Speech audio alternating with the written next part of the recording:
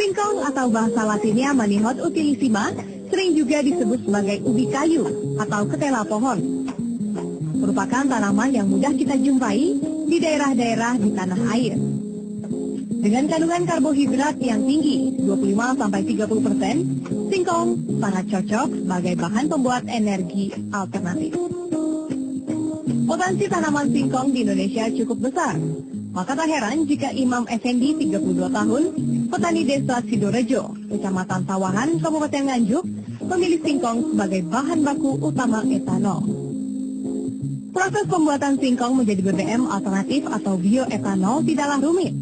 Untuk membuat 1 liter bioetanol diperlukan 6 kilo singkong.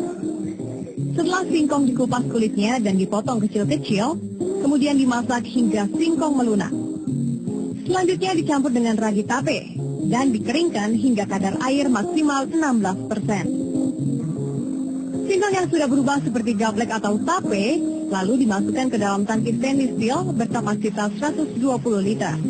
Gaplek dipanaskan hingga 100 derajat Celcius selama setengah jam, sampai bentuknya berubah menjadi bubur dan mengental. Kemudian diperas, diambil cairannya. Cairan lalu disimpan sekitar 2-3 hari, hingga larutan karbohidrat singkong berubah menjadi 3 lapisan. Lapisan terbawah berupa endapan protein, di atasnya air dan etanol. Hasil fermentasi itu disebut bir yang mengandung 6-12% etanol.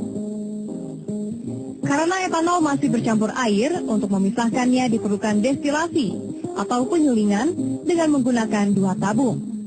1 tabung untuk memanaskan dan 1 tabung lainnya sebagai pendingin.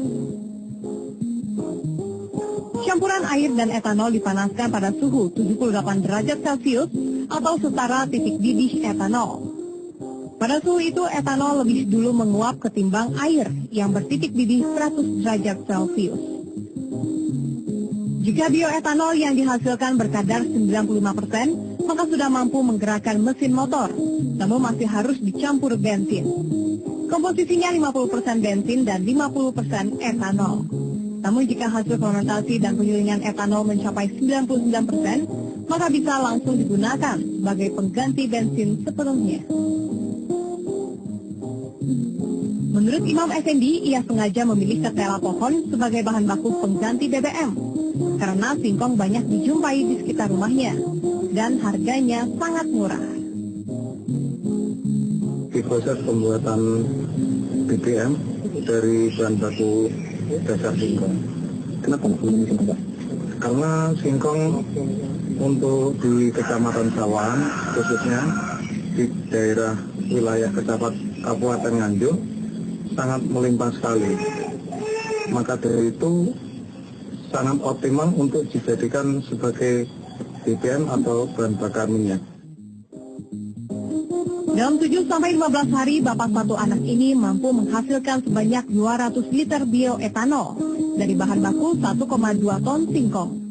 Untuk sementara, di samping dipakai untuk kendaraannya sendiri, etanol yang dihasilkan itu juga ia jual ke sebuah perusahaan di Jember dan Surabaya seharga Rp4.000 per liter. Jika dihitung-hitung, pembuatan bioetanol masih menghasilkan untung. Apalagi harga singkong dari petani hanya Rp600 hingga Rp1.000 per kilogramnya. 1 liter etanol hanya menghabiskan Rp2.400 ditambah ongkos produksi Rp1.000. Total harga 1 liter etanol singkong menjadi Rp3.400. Harga ini jauh lebih murah dengan yang ada di pasaran. Demikian laporan Hendra Setiawan dari Nganjuk, Jawa Timur.